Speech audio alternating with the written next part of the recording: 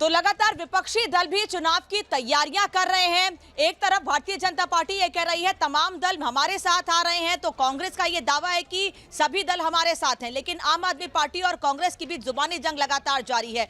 किस तरह से गठबंधन मजबूत होने के दावे विपक्ष की ओर से किए जा रहे हैं, लेकिन कहीं मजबूती ऐसी दिख नहीं रही है। रिपोर्ट देखिए।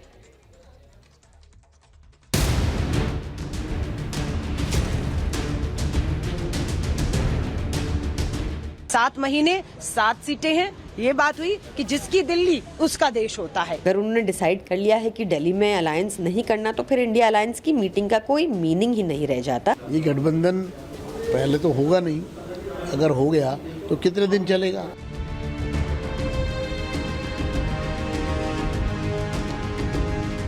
अगले साल होने वाले लोकसभा चुनाव के लिए अब 200 से भी कम दिन बचे हैं। चुनाव को लेकर बीजेपी और विपक्ष जोर शोर से अपनी तैयारी में जुटा है। आम चुनाव में बीजेपी को हराने के मकसद से विपक्षी दल INDIA गठबंधन बनाकर एक मंच पर आ तो गए हैं, लेकिन अब तक ये तस्वीर साफ नहीं है कि इस गठबंधन में कौन कौन साथ रहेगा और कौन चुनाव से पहले ही अपने रास्ते अलग कर लेगा।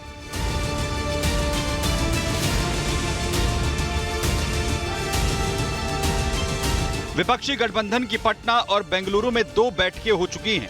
INDA गठबंधन की अगली बैठक महाराष्ट्र की राजधानी मुंबई में होने वाली है, लेकिन तीसरी बैठक से पहले दिल्ली में कांग्रेस नेताओं के बयान से सियासी तहलका मचा हुआ है। सरकार की विरोधी पार्टियां एकजुटता की कोशिश में जी जान से जुटी हैं, लेकिन उनकी पार्टी के नेता इन तमाम कोशिशों पर पानी फेरते नजर आ रहे हैं। आदेश हुआ है कि हमें 7 सीटों पर मजबूत संगठन के साथ हर नेता को अभी से निकलना है। 7 महीने 7 सीटें हैं। ये बात हुई कि जिसकी दिल्ली उसका देश होता है। ये दिल्ली का इतिहास बताता है। कांग्रेस की बैठक के बाद पार्टी के नेताओं के बयान से कंफ्यूजन की स्थिति पैदा हो गई। आम आदमी पार्टी ने कहा कि अगर कांग्रेस ने दिल्ली में अकेले चुनाव लड़ने का फैसला किया है तो INDIA गठबंधन का क्या होगा।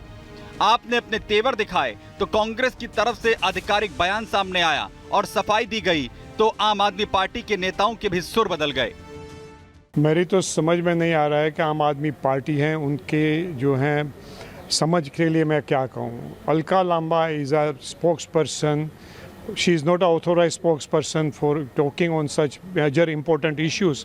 जो पत्रकार ने उनसे पूछा है उसकी मैच्योरिटी के बारे में भी मुझको शंका लगता है। आग में घी डालने से आग और बढ़ती है। सर, हमें तो रोज कहा कांग्रेस ने रोज कहा जाता कि आप घी ला लो। इसके अंदर ये है कि कांग्रेस ने अपने जो बयान है उसका खंडन खुद कर दिया है, तो ठीक है, बात खत्म हो गई।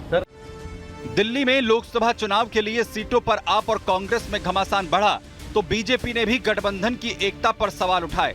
बीजेपी नेता ने कहा कि यह सिर्फ स्वार्थ का गठबंधन है, जहां अभी से छोटी छोटी चीजों पर लड़ाई हो रही है। चीज़ों पर जिस तरह लड़ रहे हैं, ये गठबंधन पहले तो होगा नहीं, अगर हो गया तो कितने दिन चलेगा।